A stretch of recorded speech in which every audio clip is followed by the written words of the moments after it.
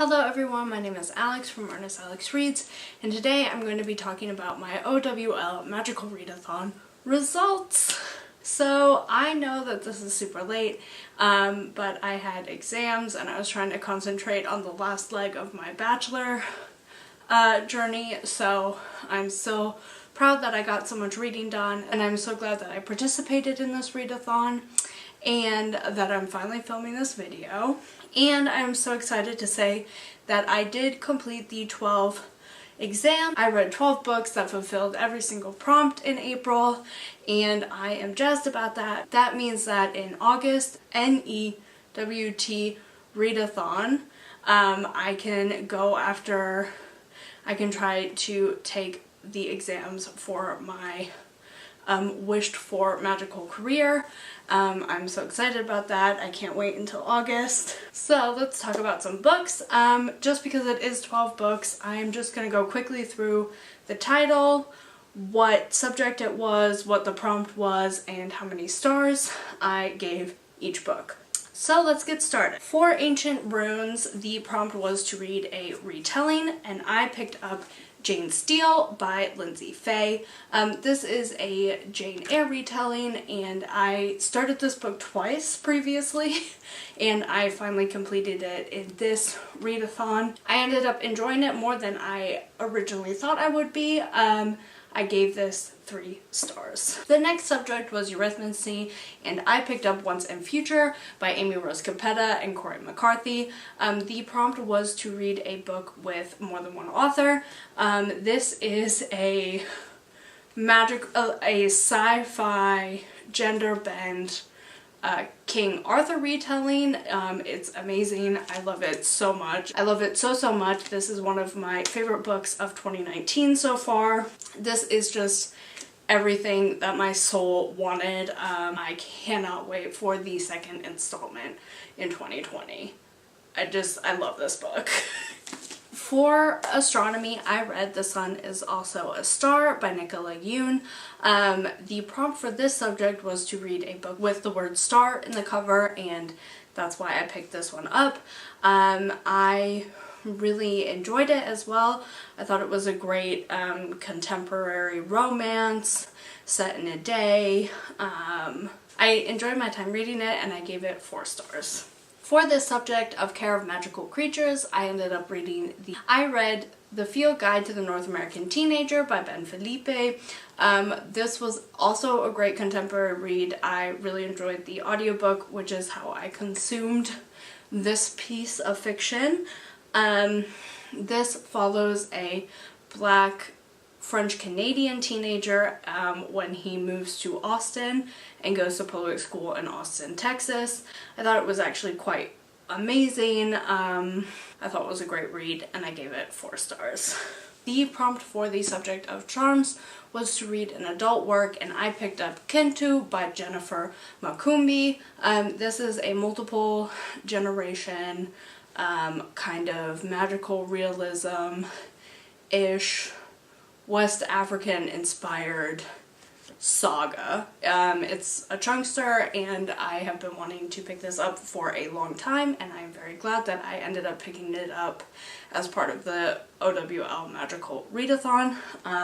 I very much enjoyed this. Or for the subject of Defense Against the Dark Arts, the prompt was to read a book starting with the letter R, and I picked up A Room with a View by Virginia Woolf. It was very interesting. I thoroughly enjoyed it, and it definitely made me think. I also gave A Room of One's Own 4 stars. The next subject was Divination, and the prompt was to read a book set in the future, and I picked up Interment by Samira Hamid. This book is set 15 minutes in the future in the U.S. The United States government has put all Muslim Americans on a registry, and the beginning of this novel is when our main character and her family get taken to an internment camp, and the internment camp is for Muslim Americans.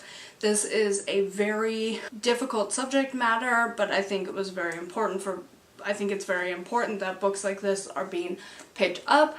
I ended up giving this book 3 stars, but that is just because I didn't mesh well with the main character. I didn't understand her motivations, and that was basically the main problem for me, and I am very glad that this has been published and that people are picking this book up. I would suggest reading that. So yeah, like I said, 3 stars. The next subject was Herbology, and the prompt was to read a book with a plant on the cover. I picked up Beasts of Extraordinary Circumstance by Ruth Emmy Long. This book I didn't think I was going to enjoy. I kind of picked it up. As you can see, it's a book of the month pick, and I was drawn to the cover, if I'm being totally honest, but I did actually really enjoy this book and enjoyed it more than I thought I was going to. This is kind of like a magical realism book and character study on this one character, and it follows all of the people that meet this one character and are important parts in his life. I ended up giving this book 4 stars. For History of Magic, the prompt was to read a book published at least 10 years in the past. I picked up Kiss of the Spider Woman by Manuel Puig. This is actually a play.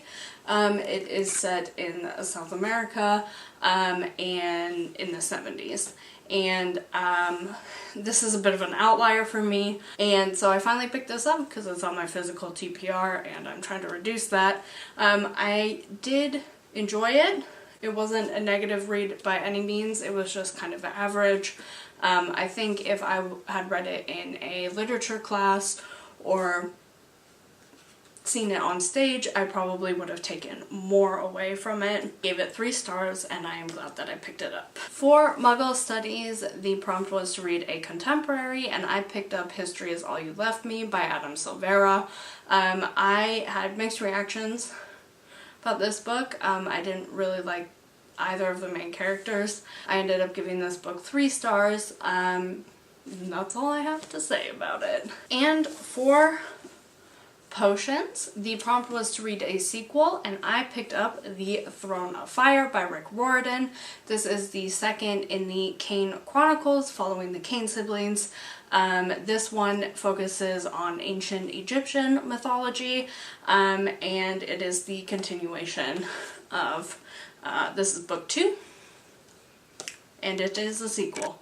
I enjoyed this, as I almost always enjoy Rick Riordan's books, and I ended up giving this book 4 stars. And finally, the last prompt, the last book that I'm going to talk about today, is for Transfiguration.